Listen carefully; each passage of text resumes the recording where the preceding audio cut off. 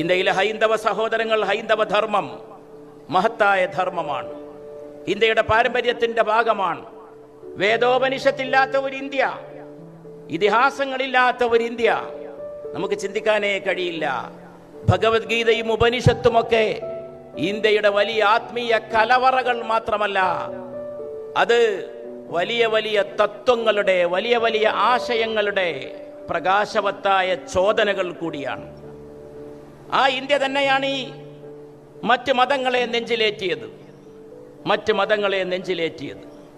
അങ്ങനെയാണ് തോമാ ശ്ലീഹ ഇവിടെ എത്തിച്ചേരുന്നത്. തോമാ ശ്ലീഹായുടെ കരസ്പർശത്തിൽ സ്ഥാപിതമായ തദ്ദേശ സഭ പോലെ